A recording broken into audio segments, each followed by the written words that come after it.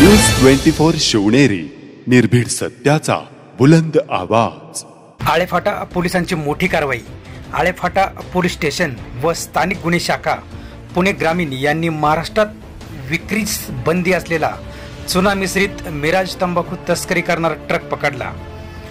गोपनीय माहितीच्या आधारे पुणे नाशिक महामार्गावर नाकाबंदी करून ट्रक MH18 BZ 2350 तपासला असता 25,20,000 रुपये किमतीचा तंबाखू आणि 20 लाखांचा ट्रक असा एकूण 45,20,000चा मुद्देमाल जप्त करण्यात आला। चालकाला अटक करण्यात आली असून इतर आरोपींचा शोध सुरू आहे। दिनांक 3/8/2025 रोजी आम्हाला गुप्त बातमी मिळाली होती की नाशिक रोडने एक तंबाखू जो शासनाने प्रतिबंधित केलेली तंबाखू चुना मिश्रित तंबाखू आहे मिराज कंपनीची, तर ती इथून पास होणार आहे आणि पुण्याला जाणार आहे। तर अशा माहितीवरून आम्ही सापळा लावून सदरची गाडी आपला चाळकवाडीचा जो टोल नाका आहे त्याच्यासमोर पकडली। आमच्यासोबत पोलीस स्टेशनसोबत LCB आमची स्थानिक गुन्हे शाखा पुणे ग्रामीण यांचासुद्धा स्टाफ होता। तर टाटा आयशर ट्रक क्रमांक MH18 BZ 2350 हा संशयितरित्या सापडला। त्याचा माल ट्रक चालकाला तर आम्ही चौकशी केली तर तो उडवाउडीची उत्तर देत होता। नंतर आम्ही ट्रकची तपासणी केली पंचांच्या समक्ष।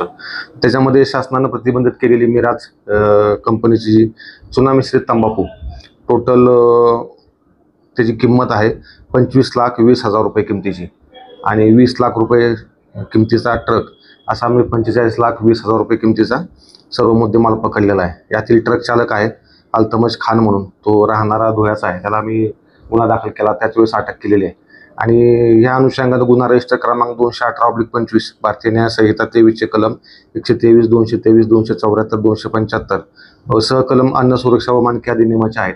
अशा अन्वये आम्ही तो गुन्हा दाखल केलेला आहे, सर्व मुद्देमाल जप्त केलेला आहे। तसेच आरोपीला अटक केली होती। आरोपीला मान्य न्यायालयात हजर केलं। मान्य न्यायालयाने त्याची 6 दिवस पोलीस कोठडी मंजूर केली होती।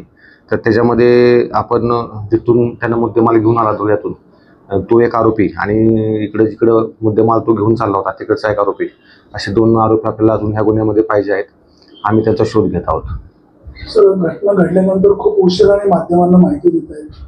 हां, बरोबर आहे, कारण घटना 3 तारखेची आहे आणि यातील आरोपी जो अटक झाला होता तो फक्त चालक आहे। याच्यामध्ये त्याला ट्रकामध्ये काय आहे किंवा काय नाही याची पूर्णपणे माहीत नव्हती, परंतु त्याला माहिती होतं की संशयित वाहन आहे, त्याला काहीतरी त्याने किंमत मोजली होती आणि तो घेऊन चालला होता। त्याला आपण पकडल्यानंतर त्यानं बरीचशी माहिती आपल्यापासून लपवली। मग आपण थोडंसं कौशल्याने तपास केला तर त्यातून धुळ्याचा एक आरोपी आपण निष्पन्न केलेला आहे आणि जिथं घेऊन चालले होते ट्रक तिथं पुण्याचा एक आरोपी निष्पन्न केलेला आहे। याच्यामध्ये थोडासा वेळ गेलेला आहे, परंतु आरोपी आता येरवडा जेल येथे पाठवण्यात आलेला आहे।